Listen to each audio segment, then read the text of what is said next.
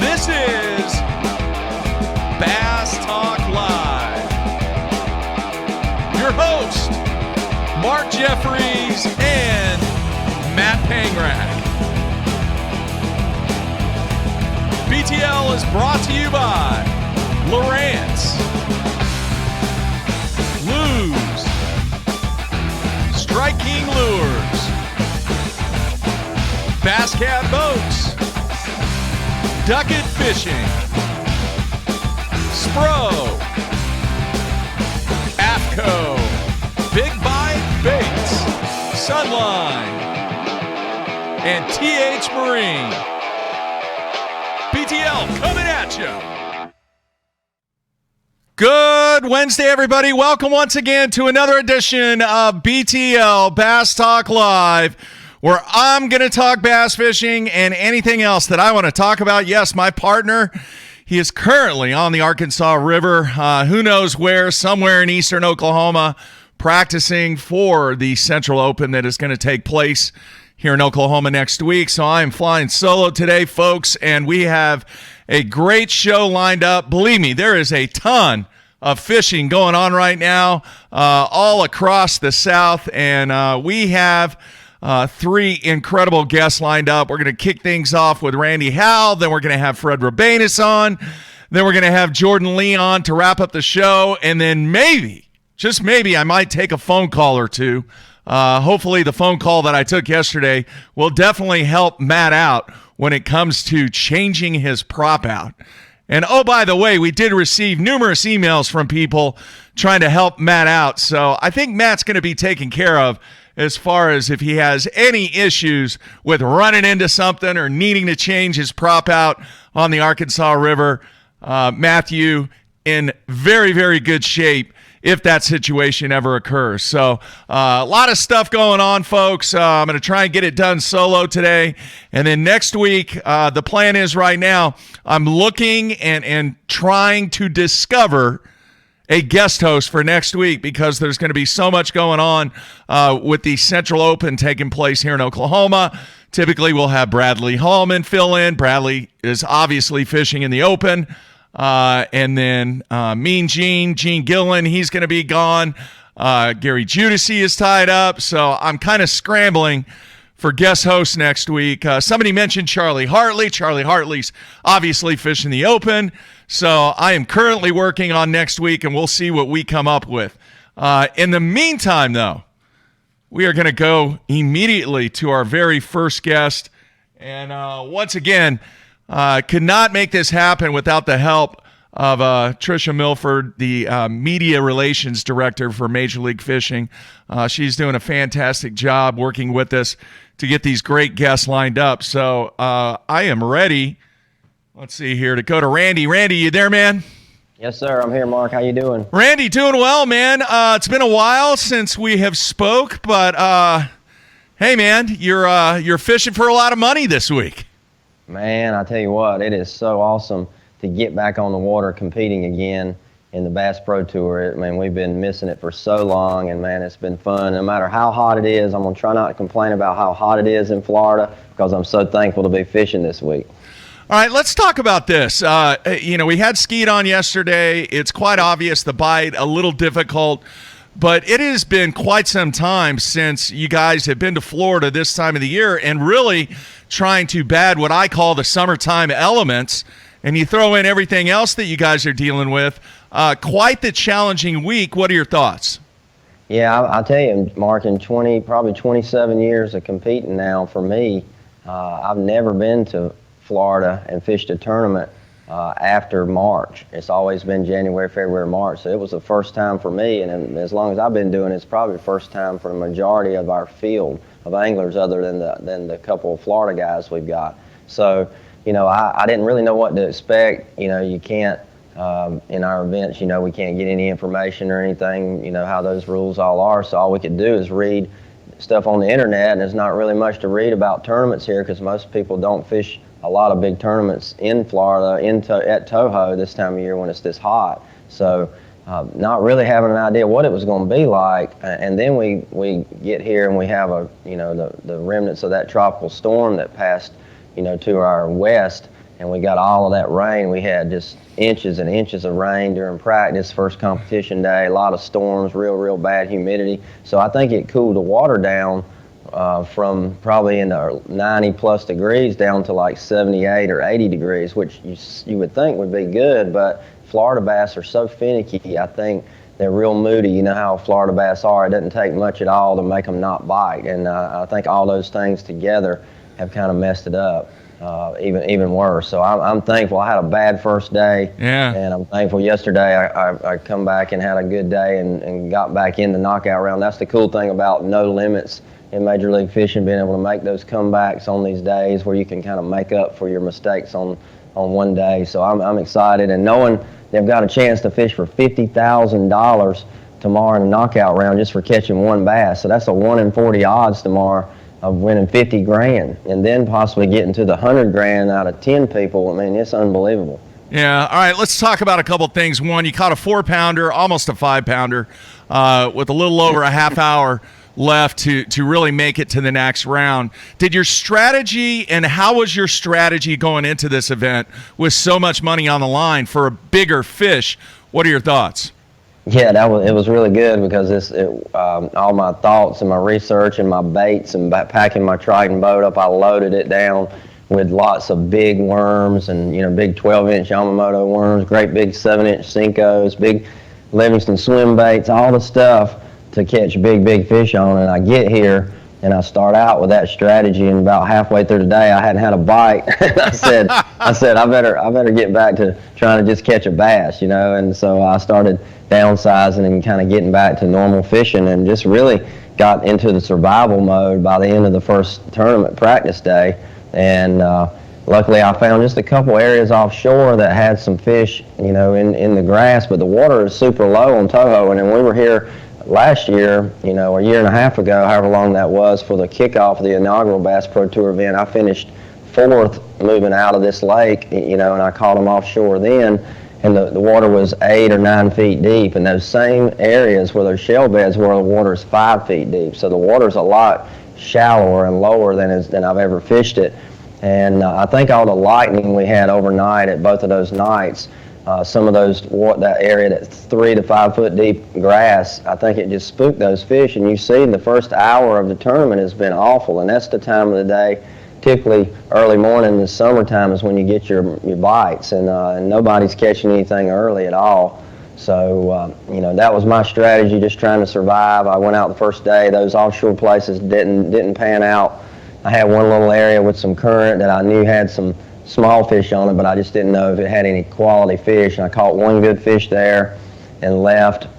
And then yesterday I decided it was so tough, I'm just gonna camp out here. I caught a couple keepers right away in this area and caught tons of small fish, and I had a lot of 115, 114s that were real close to 2 pounds and so I knew there was enough quality mixed in there if I just gambled all day instead of running around and fishing, that hopefully it would pay off. And man, and it took all day long, and it was a grind, but it all came together right in the last 30 minutes catching that big fish.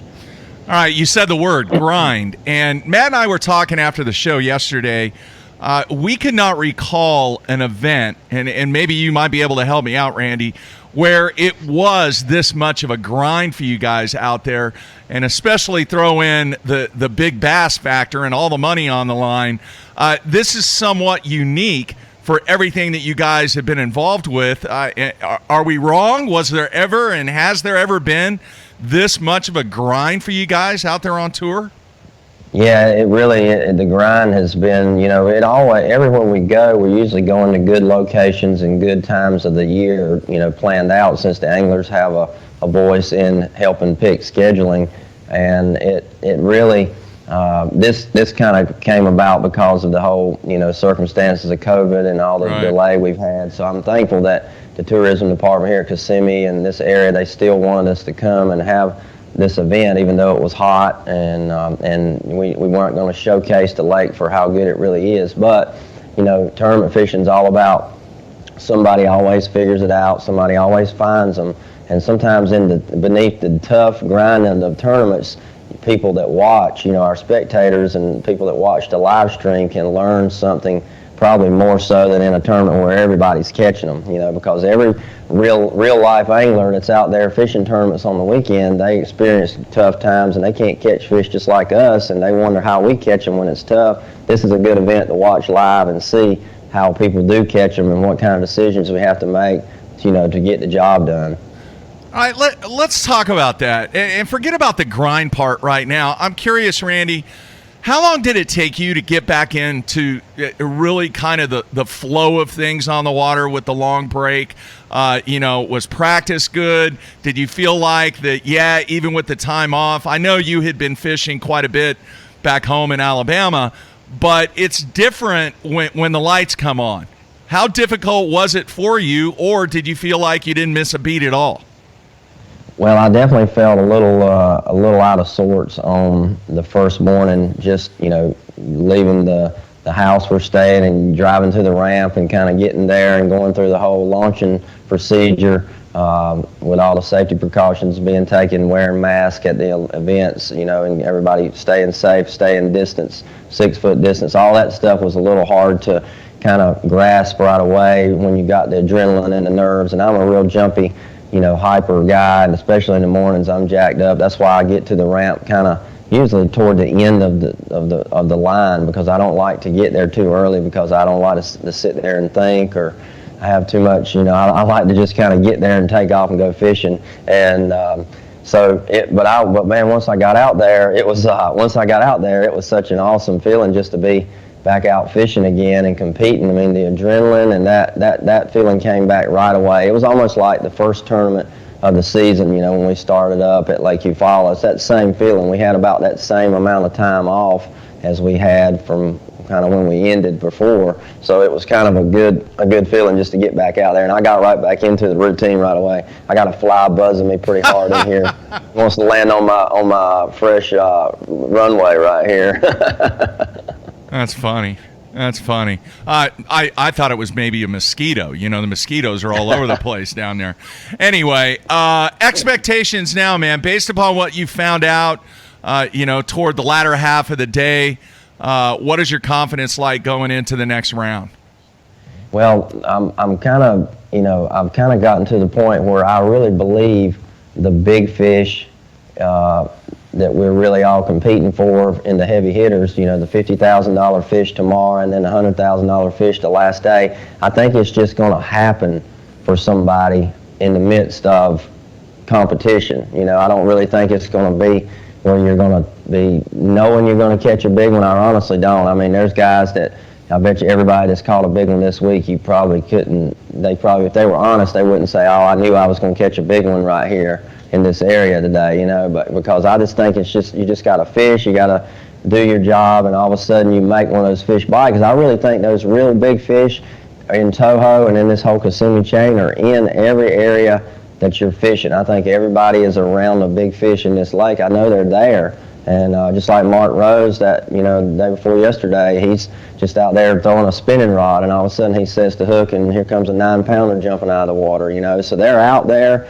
and I'm going to keep fishing exactly like I'm fishing, and in hopes that one of those big ones will roll through the area that I'm in the right time of the day, and he'll bite what I'm throwing, and I'll land him and put him in the boat. And man, I'm so excited about having that thought of catching a fish that's $50,000 bass. Because you go out there and 40 guys might just have one of them days that nobody gets lucky and catches an 8 or 9 pounder. It might just take a 6 pounder. You never know. Yeah. And so if you catch one like that and win 50 grand, and then have a chance to fish for 100 on that last day just for that big fish out of 10 guys.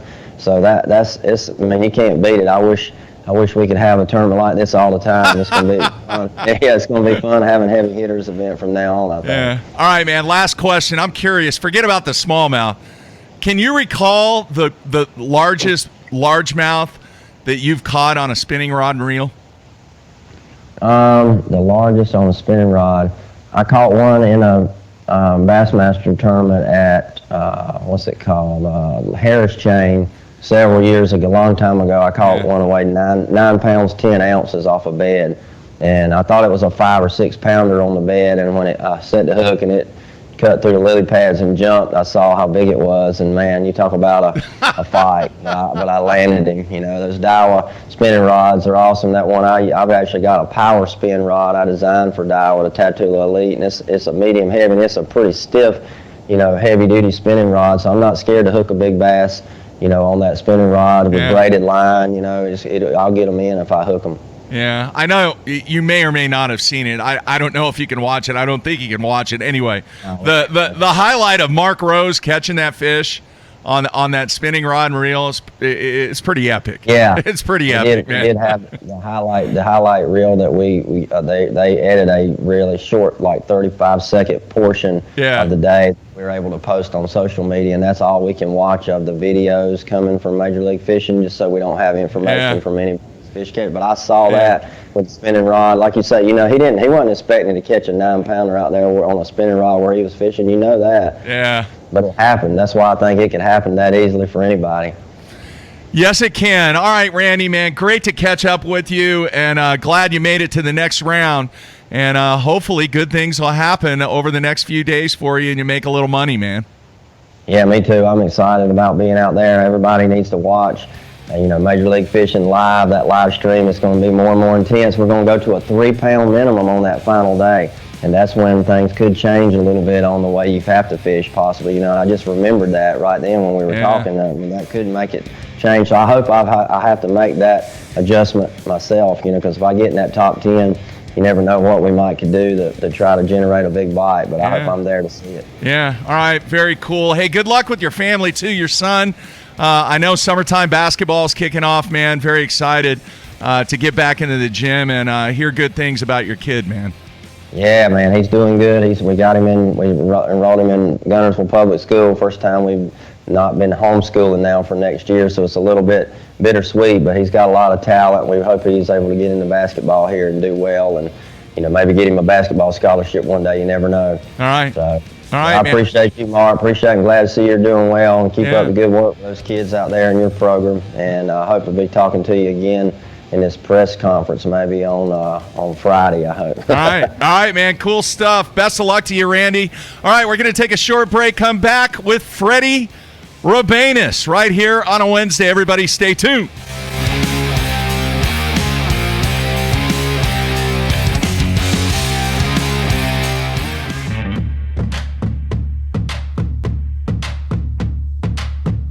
The ultimate fishing system starts with Lowrance HDS Live.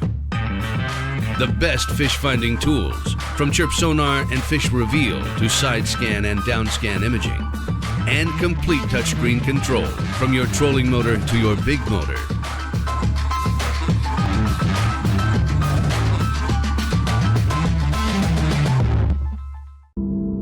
Yeah, you care about gear ratios, inches per turn, and ball bearings, but most importantly, you want reliability and dependability in the equipment you use. Lew's doesn't cut corners when it comes to the gear they build. The new Speed Spool LFS is the best $99 reel in the market. Go see for yourself.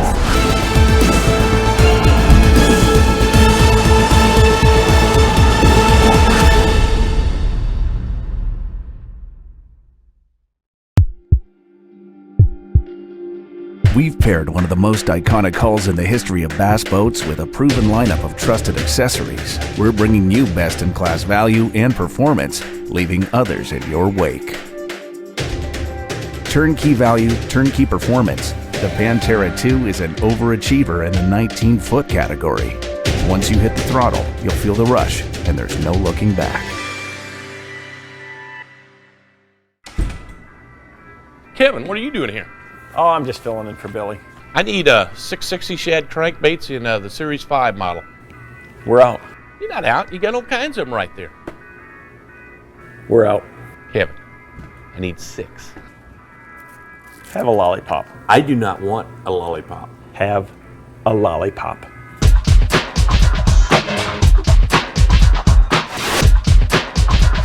Do you have it in sexy shad color? At Duckett Fishing, we have assembled the top pros in the country to help us design rods to give you a competitive advantage. Castability, strength, durability, action, sensitivity, weight and balance, and consistency.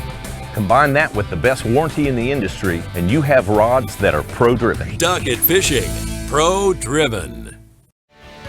Hey everybody, Tide Faircloth here. Want to show you one of my favorite braided lines, SX1 30-pound Sunline braid. I use this braided line for a couple of different applications, and one of my favorites to use for this line is a swim jig. Casts great, and it's small diameter, and just works really great on a swim jig. Another technique I like to use for 30-pound SX1 Sunline braid is whenever I'm flipping like a light, say an 1/8 to a 1/4 ounce weight in grass, small diameter, I don't lose much action on my worm, just works great in those scenarios. So if you're looking for a braided line for a swim jig or fishing a light Texas rig, check out Sunline's SX1 30-pound braid.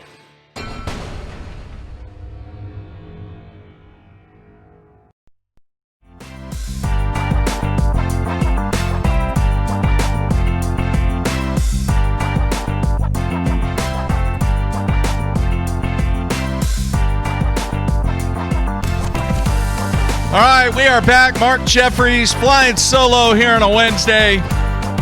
And we are ready, I believe, to go to guest number 2 from Florida. And this next guest, known him for a long time. And haven't talked to him for a while, but I know he's been very, very busy, very active on social media. And he is experiencing the grind this week in Florida to the fullest. So let's bring him in now. Freddie, what's up, man? Hey, what's happening, Mark? How you doing? I'm doing well. It's been a while since we have spoke, but man, you got a lot of money on the line this week, and good to see you advance to the next round. But it was kind of some tense moments, wasn't it? Man, and first of all, I got to apologize to everybody watching live yesterday, watching the score tracker on their computers, tablets, and you probably saw a lot of scratch marks and claw marks on your screen right at that 20 mark line because I was hanging on for dear life for so long. I got no nails anymore. Jeez. That was intense. I mean, I follow a lot of different sports, but I just to be involved in that scenario in that time, I don't even know what to say. I mean, it was the most intense sporting event in my life. Dude, it's almost like you're still spun out though a little bit. You're not, are you? I tell you what, at the end of the day, I mean, that last 2 hours I was fishing, with confidence. I'd catch a small one, and I was like, okay, I'll get another one. And then it got to the hour, and I'm still in 19th, and I'm like, this can't. And then somebody catches one, puts me in 20th. I said, well, that's it. There's just, I got to catch another one. It's the only way I can make it, or maybe even 2 more. And then as the time was dwindling down, I feel like I was fishing at a less strength capacity of what I was doing because I was sweating. I think I drank like 3 Gatorade bottles that last hour. I was stressing. I backlashing. Like I just wasn't fishing well because all the emotions. Yeah. It was crazy. Yeah. Yeah. Well, you went a long time. I believe the last fish catch that you had was just a little after 12:30. Randy said something on the last interview. He goes, a lot of times the fans and other anglers out there can learn different things from the struggles that you guys go through.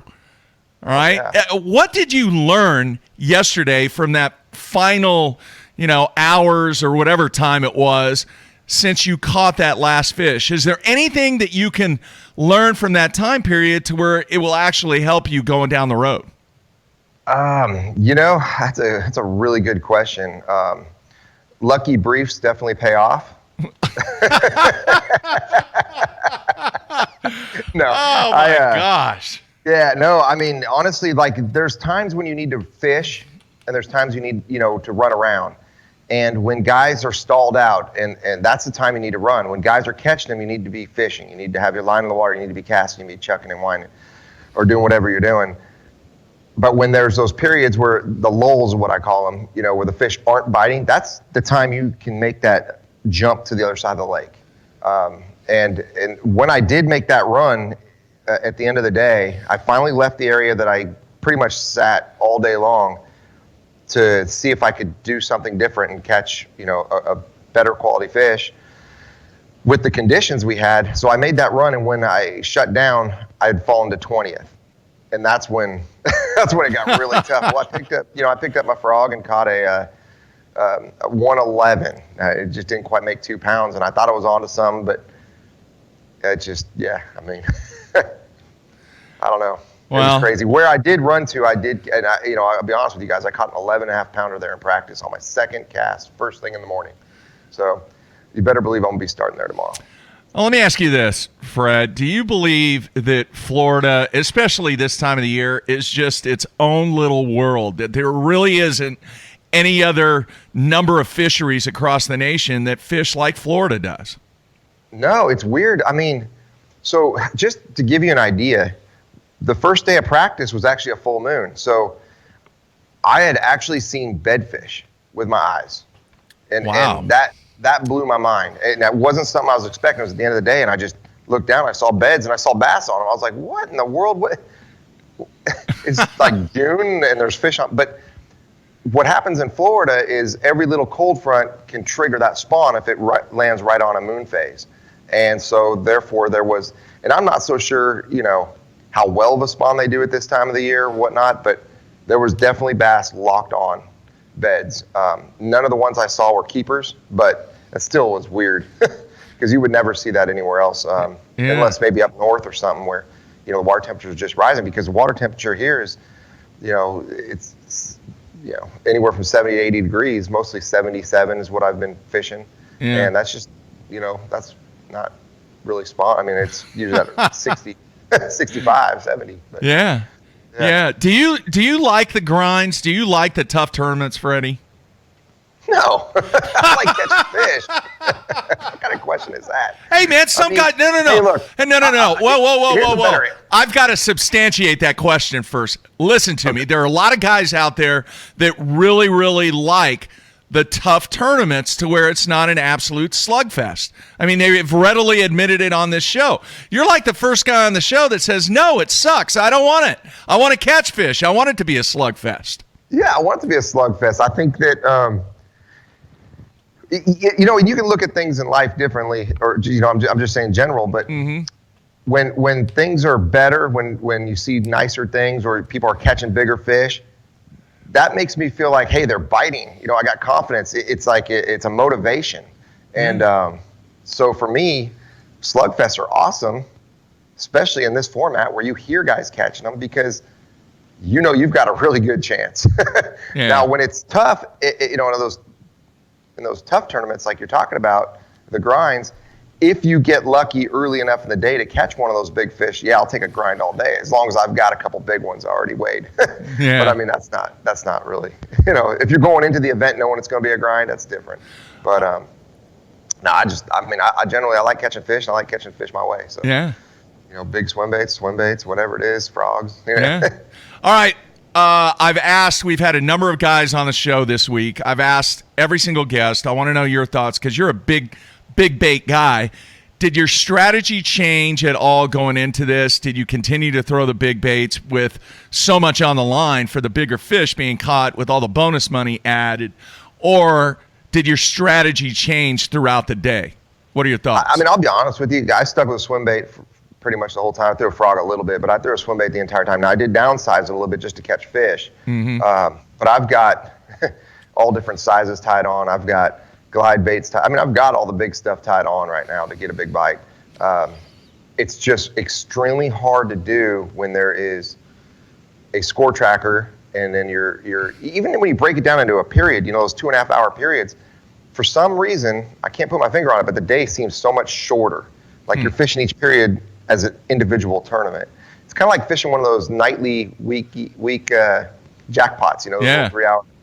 Yeah. So it's kind of like, 3 of those sessions, but it's hard to slow down. When you're throwing a big bait, you've got to fish slow. You've got to do it with extreme confidence, and you can't be rattled.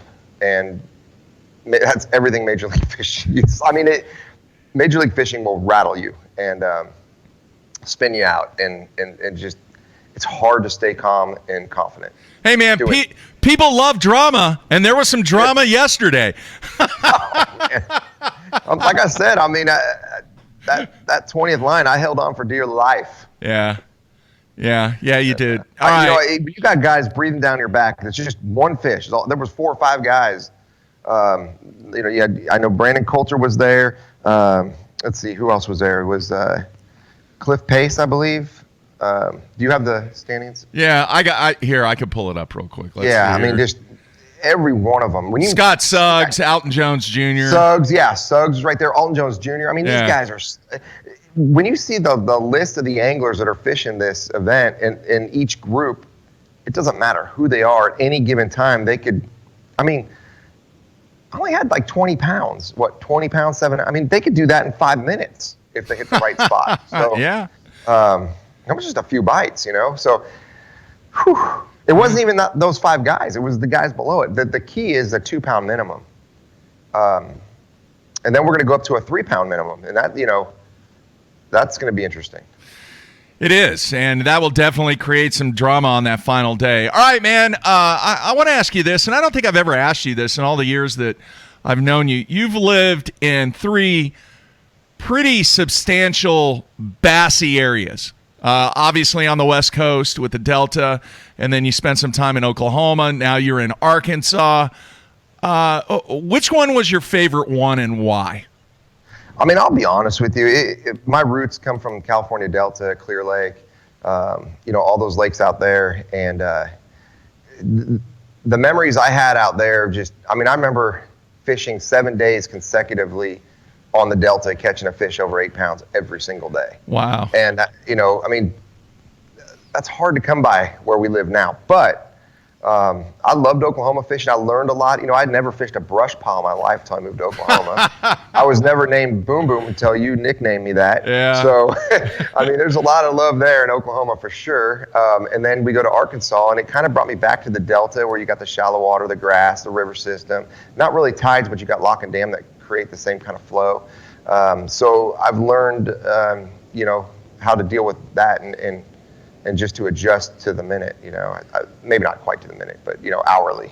Yeah. So. Has it made you a better angler being in those 3 different areas? Because that's 3 very different styles and types of fishing, Freddie. Oh, 100%. I spend a lot of time on the water, and I got 2 boys that all they want to do is go fishing. So, it's perfect. I feel like, I look at my sons and how good they are at such a young age. I think it's, being that I grew up in California, learned the big bait stuff, learned to throw a frog, learned, the finesse stuff at the same time, fishing Shasta and Orville and Folsom and all those lakes. It really, I feel confident in every technique. There's only one technique out there that I just lack confidence, and that's a Carolina rig. The chain and ball, whatever. I cannot. I just can't do that. If I get beat, I want to get beat by someone Carolina rigging, because then I'd be like, yeah. I was beat. Get go. Yeah. Well, yeah, I won't go on that tangent because Matt's not here, and Matt would give me all kinds of grief on that one. So, hey, I'm curious. Can you tell the story about, and you just mentioned it, you didn't know what a brush pile was until you moved to Oklahoma. What was your first experience with a brush pile? I think I was pulling in at Martin Landing right there in Grove, Oklahoma at Grand Lake. And it was like the state brush pile day you guys had. Yeah, and yeah. They had like hundreds of these brush piles, man-made, that they were making, and they were decking them out the way they wanted, and everyone was putting them on their boats dry. I was like, what are they doing? Like, it was a neat deal. And then I was like, well, I better start, using my electronics more. And, I started learning how to find them, not have to necessarily put them out myself. But yeah. Then to learn how to fish them is a whole different deal. There's an art to it, man. There really is. And guys that can milk run brush piles are very, very dangerous in the summertime. Yeah. Yeah. All right, man. What is the biggest factor for you yeah, it's a little tough, but what's the biggest factor for you to continue and make it to the final day? You know, I'm really not going to change a whole lot. Conditions are what I need. Yesterday, in that last 2 hours, I waited for a front that I could visually see coming. I needed it to come. I needed that pressure to drop. I needed that. It didn't have to be wind, but just a slight breeze for them to really commit to my swim bait. But I stuck it out, you know, and caught some small shorts as long as I possibly could until I watched that front dissipate, and I realized it wasn't coming with 50 minutes to go, so I made that last run in hopes to catch a giant. But yeah, I mean, if we can get that weather, and it looks like tomorrow we're going to have some weather, so my fingers are crossed. You can't really trust what's supposed to happen until it happens. I've been, you know, in a lot of these Florida lakes where it's like a halo of sunshine and clouds all the way around the lake, and you want them to come over you, and it's not happening. So I actually like the bad weather. If we can get terrible weather tomorrow, I think my chances will increase. All right. So you're a weather watcher. Well, I'm a weather hoper. See, Matt, he gives me all kinds of grief because I always talk about how much of a factor the weather is. It doesn't matter. It doesn't matter. Especially here, these fish are so temperamental. Yeah. I mean, if you don't pay attention to every single minute of that, I mean, it's nuts. I mean, I'll even look down at the grass I'm fishing, and you can tell when the lock's pulling. I mean, you know, when somebody's locking through. So it's like, you got to pay attention to the surroundings because that's when the fish chew. You don't want to be tinkering with your tackle during that little 5-minute window of pulling water. You know, just little things like that. You need to be fishing hard. Yeah. Making the right angles, the right cast. All right, Freddie, man, it's good to talk to you, and greatly appreciate you taking time out of your day off to join the show and kind of catch up a little bit, man. When things slow down a little bit, I want to get you back on the show. We'll have more time. Dude, I would love to. All right. Love it. All right, family's looking good, too. Kids are great, and, man, it's good to see them on the water. They are on the water a ton. Yeah, Jackson's in a youth league now, and he's 12, and they've actually won 4 out of their 5 events. I mean, I couldn't be any more proud. That's crazy. You know, I told him, I said, look, you know, that kind of streak doesn't happen very often. Don't expect that to happen. I mean, they literally will go out and all of a sudden catch a 7-pounder at Darnell. You know, it's like, it's actually a 7.5. Like, wow. What? Does he like throwing the frog? Not. You know, it's funny. He's working on it. He's an amazing finesse fisherman. He's flipping. I'm about to post a video. We went to Kenansville or 2 days ago, just on the day off, and he punched a 6.5-pounder, and I got it on video. So nice. That was, he's starting to learn to get better at flipping and doing some of the power fishing that I like to do. All right, very cool, man. Best of luck to you, Freddie. We'll talk to you soon, man. Thank you. All right, coming back with Jordan Lee. Everybody stay tuned. Let's face it, fishing electronics are no longer an afterthought. They've become a necessity. And at the Bass Tank, our experts match you with the right electronics, provide professional installation, and educate you to help maximize your catching results while providing support along the way. Because let's be honest, it's about catching, not just fishing. And when you're ready for better results, join the Bass Tank team. Visit us today on Facebook or go to thebasstank.com. Blue Water by TH Marine. Offering LED lighting solutions for your boat, trailer, truck, ATV, and so much more. Engineered and built to be rugged with waterproof and submersible options. Designed for easy installation, Blue Water is available in a variety of colors and styles. All backed by a limited lifetime warranty. Blue Water by TH Marine.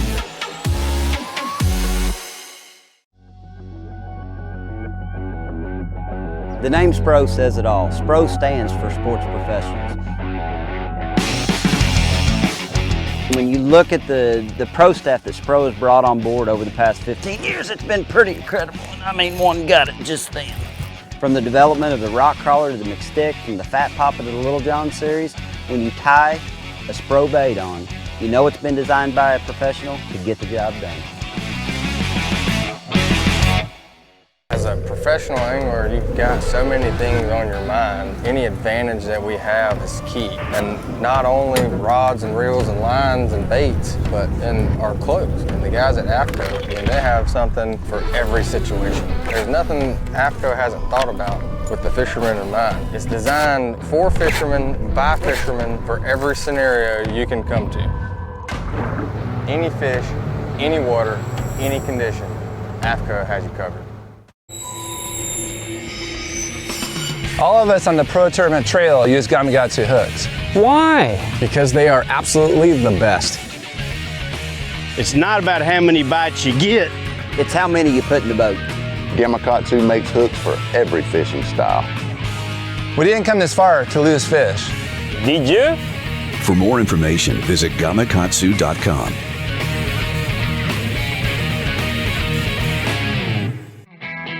The Big Bite Baits Kamikaze Swim-On is a very unique bait, and it's got a full body, but with ribs to give it a bigger profile, but not more plastic. It's got a jointed tail that gives it a lot of action, as well as this up and down crawl type trail with holes and ribs in it, so it creates a bubble trail almost. This bait is supposed to be fished upside down or vertical like this on a great for a chatterbait. I prefer it on a swim jig as well, but you can also cut it down and put it on the back of a finesse jig.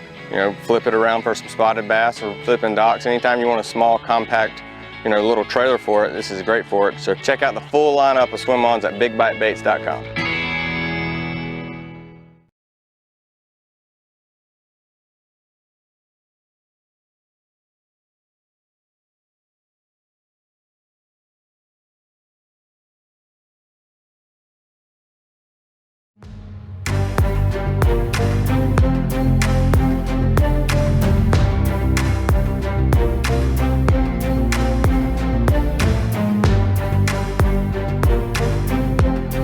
All right, we are back on a Wednesday. Mark Jeffries here, closing it out, flying solo. And two really good interviews so far here on a Wednesday. And we're going to wrap things up with a guy that ended up in third place after the qualifying round on the K-Chain. And very, very consistent. You know, the last two guys, Randy Howell and Fred, who we just spoke with, kind of struggle a little bit. But Jordan, very consistent.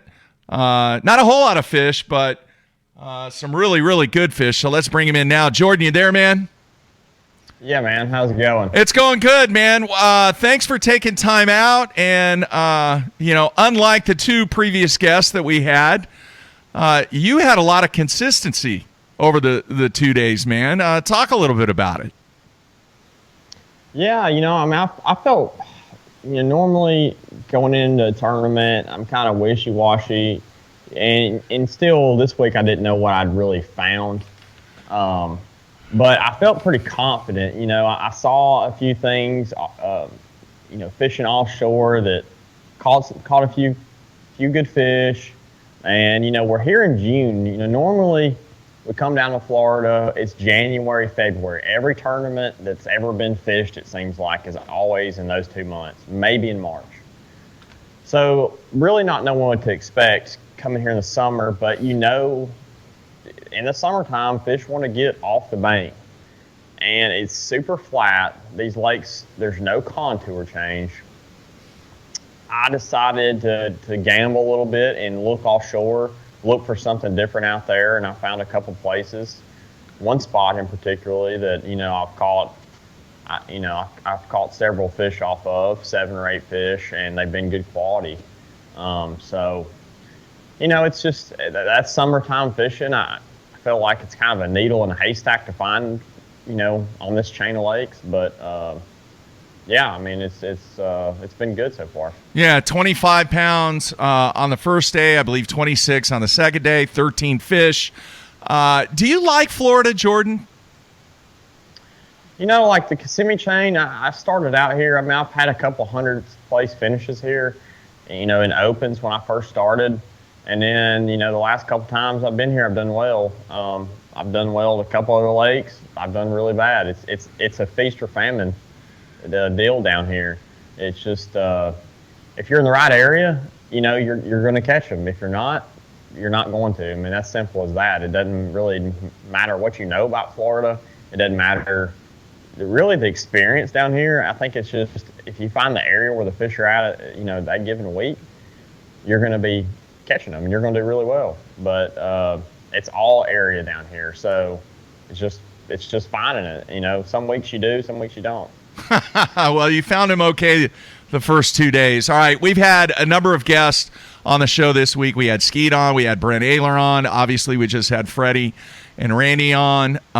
Did you, and we asked the same question to everybody, did you attack from a strategy standpoint this event different because of so much money on the line because of big fish, or was it just, hey, if I happen to catch one, great, but I'm not changing a thing? What are your thoughts?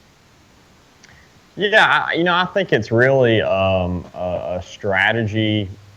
You know, I don't know, like the strategy getting through the whole tournament, that's something you have to think about because you don't really want to burn up all your fish unless you're going to win.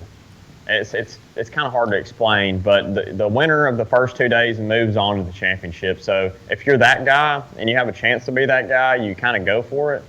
But if you're a little far out, you know, it's worth waiting and seeing if you can, catch them good the third day and then move on, if you know what I mean. But the big fish, a big fish down here could literally come on anything. So, I threw some big swim baits, caught some 4-5 pounders on it this week. But, no big, you know what I'm saying? Yeah. So it's hard to say what it's going to come on. And I still think the biggest one is yet to come. I think somebody's going to catch a 10-pounder. So we'll see. There's still several more days of fishing left. All right. We have discussed the fact that it was such a long break. I believe that you did fish a little bit during the break. I don't know how much. Coming back into this event, do you feel that you were dialed in, or was it a little bit of momentum that had to get building to where you got back into the groove of things? I fished a pretty good bit in April and up into May. I kind of got my graph styled in, the week before I left. And, I felt good coming down here. I kind of knew what to expect. I did some research, just on the computer. And, I knew there were some big bags going to be caught. But I felt good coming down here, and I felt like, practicing, I felt confident in what I was looking for. And, that's really the main deal. When you're confident out there and you feel like, you're doing the right thing, no matter if you're catching them or not, catching them quick. And, I just felt confident, starting out practice. I'm curious, because you were obviously well within the cut line. How much practicing did you do yesterday? Yeah, so yesterday, I started on my best place that I have, and I caught some fish and went looking, trying to find something else. And, I caught a couple fish, revisited a few places that I didn't get bit the first day, and I caught one nice fish. But I didn't really find that something that I feel really confident I can go pull up and just really catch fish on. So, I feel like I found, I don't know. I know I hadn't found everything out there, but like for what I'm doing and the offshore fishing, I don't know. I hadn't really found, I didn't really find anything else yesterday that I felt really confident in. Yeah. And I looked pretty hard. Okay. Is that something that, you've had so much success on the BPT. Is that part of the strategy, even with the whole big bass factor kind of thrown out? Is that pretty much the strategy, if you don't have a shot to win the round, to try and utilize what time you have if you are in a comfortable position to be able to maybe find some potential new stuff? It does not hurt to go look around, and if you happen to find something, it could pay off big time in the end. As far as the last couple days, and that's what usually happens in these tournaments. Usually in any tournament, normally the first couple days is what you find in practice, and then the last couple days is something that kind of you may stumble on throughout the tournament.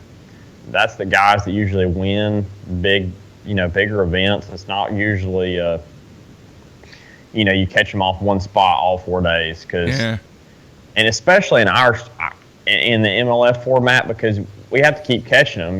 We can't stop. So you burn through those fish. So you have to look for more. And that's even more of a challenge because, it just is. It's hard enough to find a couple of good places. It's really hard to keep finding them throughout a tournament when you've had the best guys looking for them. Yeah. So it's tough. Yeah. But it's what you do it for. Yeah. All right, man. Obviously, we don't want to give up any juice. The remainder of the field, they can't watch this anyway.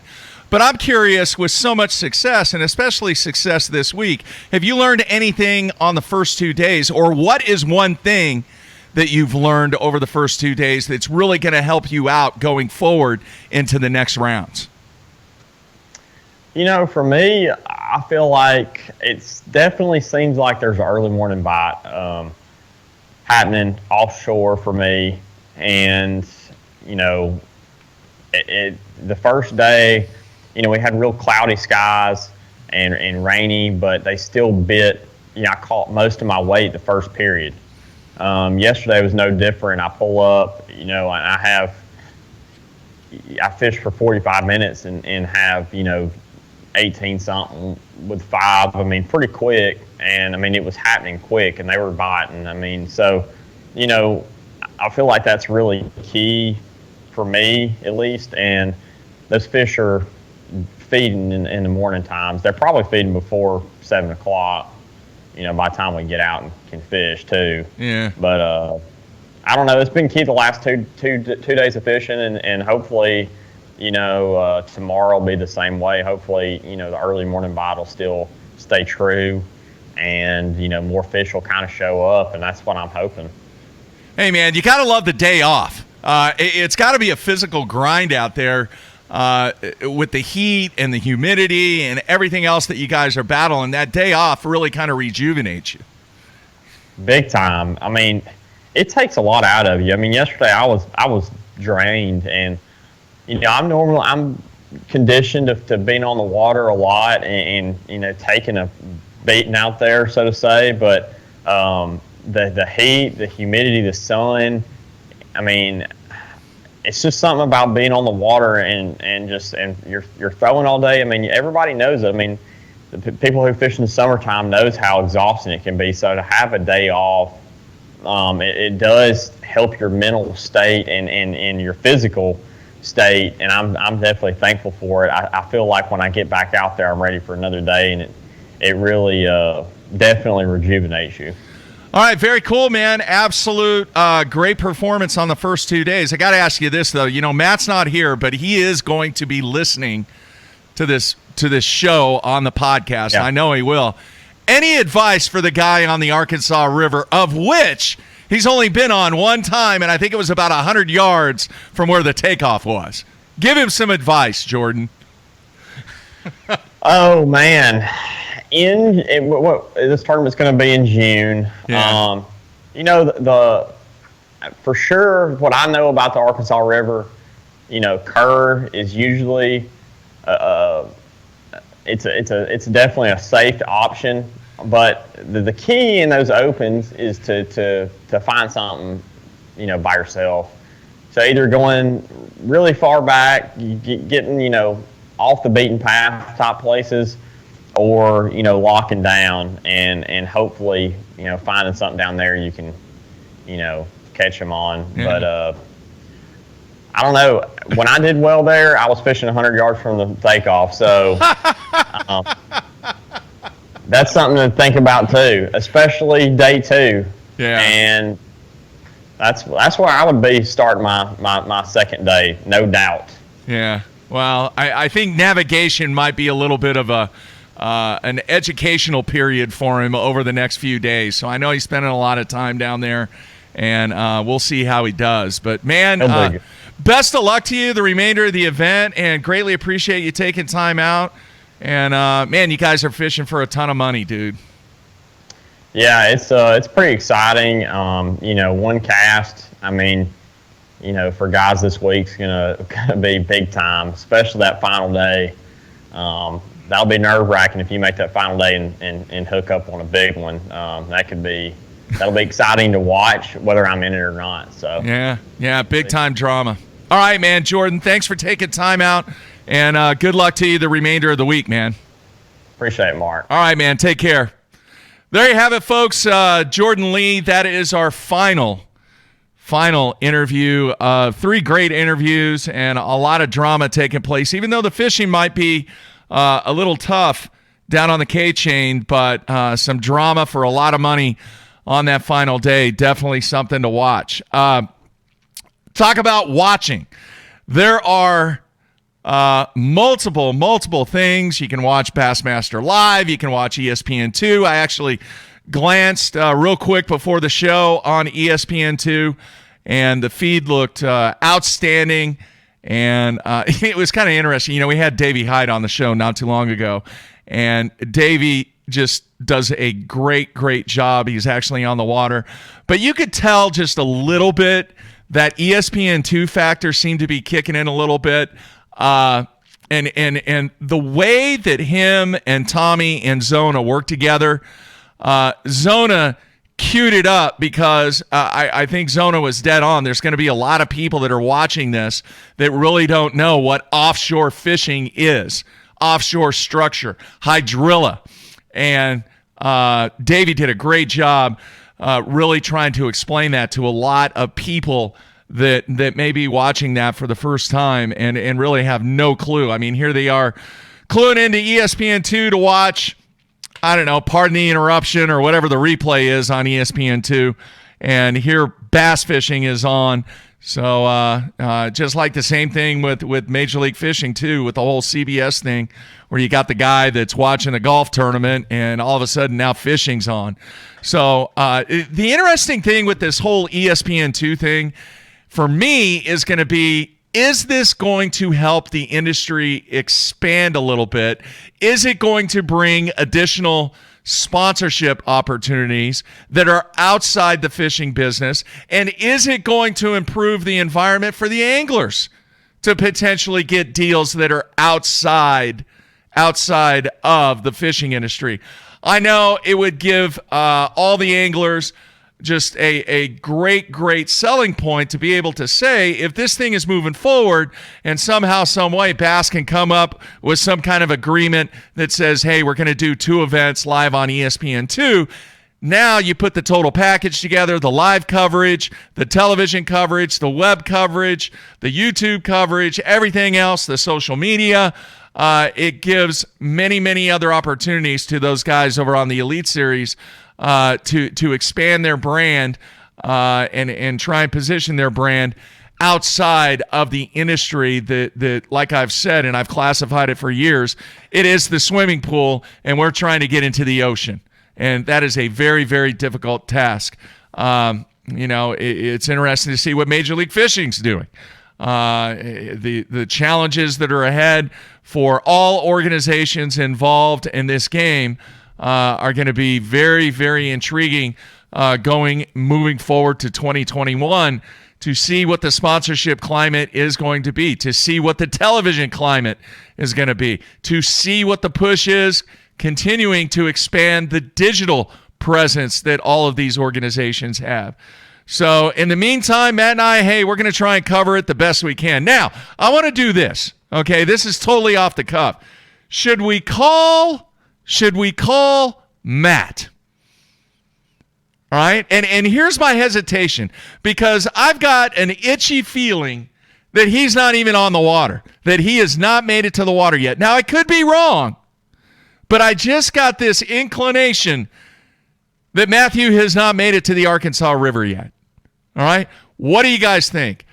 Oh, yeah, by the way, Jim in Indiana points out, and Matt and I both pointed this out on the show, about DeWalt getting involved with the Elite Series and sponsoring this event on Eufaula in Alabama. So, yeah, definitely. And once again, I'm going to reiterate, that's why 2021 is so intriguing from a business standpoint, to see what happens. All right, let's see here.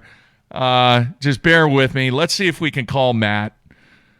All right, I'm getting stuff on the instant feedback. Call Matt, call Matt, call Matt. So off the cuff, we are going to call Matt and see if he is. And the cell service, if he is on the Arkansas River, folks, the cell service on the Arkansas River is not that good. Now, if he's in a couple of areas, there is a good signal in there. So let's do this. Let's call him real quick. Once again, I want to thank Tricia Milford once again for setting up those great interviews. And Randy Howell, Fred Roumbanis, and Jordan Lee taking time out on their day off to be on BTL. So greatly appreciate that. And, oh, there it is right there. All right, let's call him and see. Okay, I thought that was it. Okay, maybe that wasn't the number. Let's see here. If it goes right to voicemail, I would predict that he is on the water and he just doesn't have good cell service. So let's see here.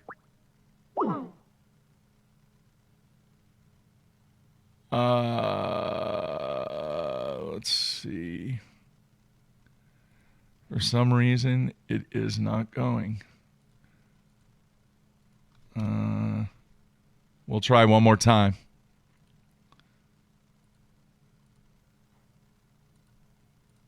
One more time.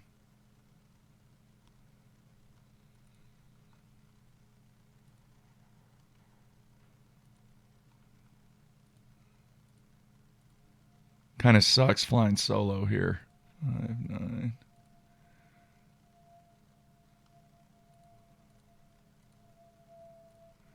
All right, let's see.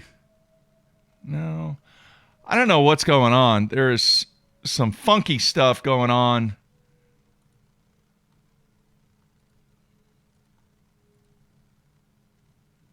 With his phone right now.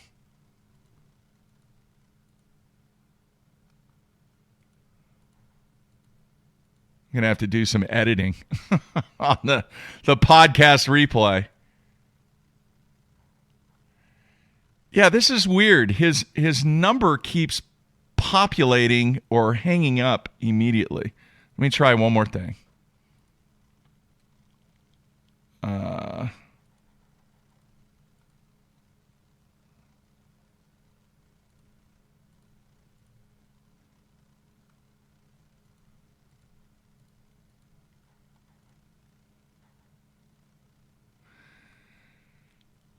It keeps wanting to do... It keeps wanting to do an international call. And he doesn't have an international phone number. Wow. Can't explain that one. Yeah, there's one other thing that I can try.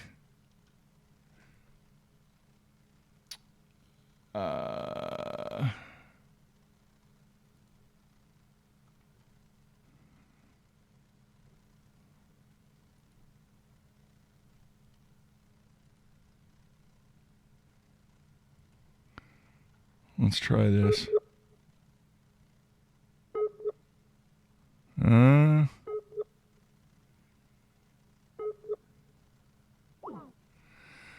No. That didn't work.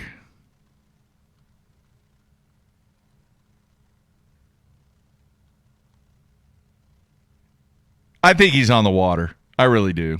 So we'll see. We'll try one more time. Yeah, he's got to be on the water. All right, so I give him props. Anyway, as I mentioned earlier in the show, I'm working on next week. So somebody mentions Drew. I'll see what Drew has going on. Maybe Drew can come in next week, and then we will also check in with Matt next week during his practice on one of the 3 days and see how he's going. Hopefully he can get to a cell area that is going to be okay for cell reception down there. All right, great week. Folks, you have a ton of bass fishing to watch throughout the weekend. And just a plethora of live action, both on the television and on the World Wide Web. So thank you again to the fans. Greatly appreciate it. And don't forget to enter the Apex Bass Games. Remember, we're cutting it off June 14th, and then the show takes place on June 23rd. That's it. Everybody be safe. I am out of here.